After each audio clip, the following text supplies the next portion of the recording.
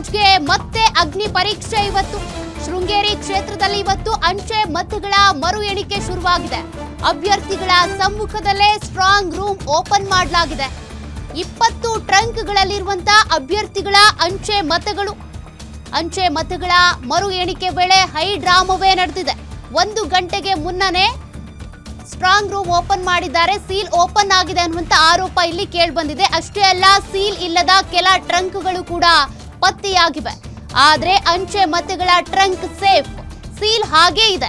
ಗೊಂದಲ ಹಿನ್ನೆಲೆ ಚುನಾವಣಾ ಅಧಿಕಾರಿಗಳಿಂದ ಸದ್ಯ ಒಂದು ಸ್ಪಷ್ಟನೆ ಸಿಕ್ಕಿದೆ. ಬಿಗಿ ಪೊಲೀಸ್ ಭದ್ರತೆಯ ನಡುವೆ ಮುಂದುವರಿದಂತ ಮತ ಎಣಿಕೆಯ ಕಾರ್ಯ. ಚಿಕ್ಕಮಗಳೂರಿನ ಐಡಿಎಸ್ಜಿ ಕಾಲೇಜಿನಲ್ಲಿ ಮರು ಎಣಿಕೆ ಪ್ರಕ್ರಿಯೆ ಶುರುವಾಗಿದೆ. ಕಾಂಗ್ರೆಸ್ನ ರಾಜೇಗೌಡ ಮತ್ತು ಬಿಜೆಪಿಯ ಜೀವರಾಜ್ ಇಬ್ಬರಿಗೂ ಕೂಡ ಇವತ್ತು ಅಗ್ನಿ ಪರೀಕ್ಷೆ. ರಾಜೇಗೌಡ 201 ಮತಗಳ ಅಂತರದಿಂದ ಗೆದ್ದಿದ್ರು. ಆದರೆ ಜೀವರಾಜ್ ಇದಕ್ಕೆ ಸಂಬಂಧಪಟ್ಟಂತೆ ಮತ ಎಣಿಕೆ ಸರಿಯಾಗಿಲ್ಲ, ಅದರಲ್ಲೂ ಅಂಚೆ ಮತಗಳ ಎಣಿಕೆ ಸರಿಯಾಗಿಲ್ಲ ಅಂತ ಹೈಕೋರ್ಟ್ ಮೆಟ್ಟಿಲೇರಿದ್ರು. 2023ರ ಚುನಾವಣೆಗೆ ಸಂಬಂಧಪಟ್ಟಂತೆ ಸಾಕಷ್ಟು ಗೊಂದಲ ಇತ್ತು. ಹಾಗಾಗಿ ಈಗ ಮತ್ತೆ ಮರು ಎಣಿಕೆ ನಡೀತಾ ಇದೆ. ಮತದಾನದ ಮರು ಎಣಿಕೆ ಇವತ್ತು ಚಿಕ್ಕಮಗಳೂರಿನಲ್ಲಿ ನಡೆದಿದೆ. ಸೊ ಇದೇ ವಿಚಾರಕ್ಕೆ ಸಂಬಂಧಪಟ್ಟಂತೆ ನಮ್ಮ ಜೊತೆಗೆ ಮಾತಾಡೋದಕ್ಕೆ ಸ್ವತಃ ಟಿ.ಡಿ. ರಾಜೇಗೌಡರು, ಹಾಲಿ ಶಾಸಕರಾದಂತಹ ರಾಜೇಗೌಡರು ಇದ್ದಾರೆ. ಅವ್ರನ್ನ ಮಾತಾಡ್ತಾ ಹೋಗ್ತೇನೆ. ಸರ್ ನಮಸ್ಕಾರ.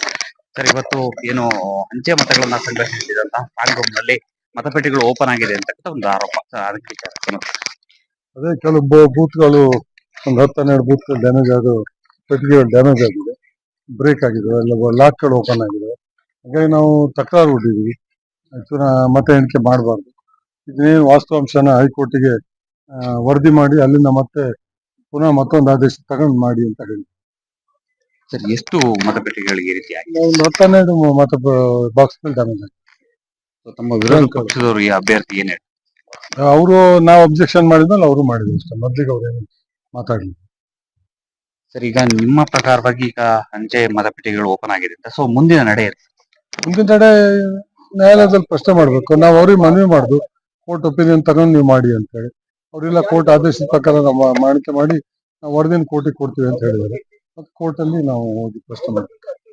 ಈಗಾಗಲೇ ಚುನಾವಣಾಧಿಕಾರಿಗಳು ಮರು ಎಣಿಕೆಯನ್ನ ಮಾಡ್ತೀವಿ ಅಂತ ಮತನೇ ಹೇಳಿದ್ದಾರೆ. ಸೊ ಇದಾದ ನಂತರದಲ್ಲಿ ಮುಂದಿನ ನಡೆ ನೀವು ಕೋರ್ಟಿಗೆ ಅಲ್ಲ ನೋಡ್ಬೇಕು ಏನ್ ಬರ್ತದೆ ಅಂತ ಹೇಳಿ ನೋಡಿ. ನಮ್ಗೆ ಅನ್ಯಾಯ ಆದ್ರೂ ಹೋಗ್ಲೇಬೇಕಲ್ಲ. ನಮ್ಗೆ ಫಸ್ಟ್ ನ್ಯಾಯ ಸಿಕ್ಕಿದೆ, ಎಲ್ಲ ಸಮಕ್ಷಮದಲ್ಲೇ ಎಣಿಕೆ ಆಗಿದೆ. ಎಣಿಕೆ ಆಗಿ ನಮಗೆ ವಿಜಯ್ ಅಂತ ಹೇಳಿ ಸರ್ಟಿಫಿಕೇಟ್ ಕೊಟ್ಟಿದ್ದಾರೆ. 3 ವರ್ಷ ಶಾಸಕರಾಗಿ ಕೆಲಸ ಮಾಡಿದ್ದಾರೆ.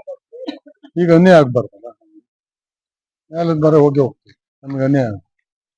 ಇವಿಷ್ಟು ಹಾಲಿ ಶಾಸಕರಾದಂತಹ ಟಿ.ಡಿ. ರಾಜೇಗೌಡರ ಮಾತು. ಏನು ಈಗಾಗಲೇ ಅಂಚೆ ಮತ ಎಣಿಕೆ ಆದ ನಂತರ ಫಲಿತಾಂಶ ಹೇಗೆ ಬರುತ್ತೆ, ಸೊ ಅದರ ನಂತರ ನಿರ್ಧಾರವನ್ನ ತೆಗೆದುಕೊಳ್ತೇವೆ ಅಂತಕ್ಕಂಥ ಮಾತನ್ನ ಹೇಳಿರ್ತಕ್ಕಂಥದ್ದು. Bharat, guarantee news, Chikkamagaluru.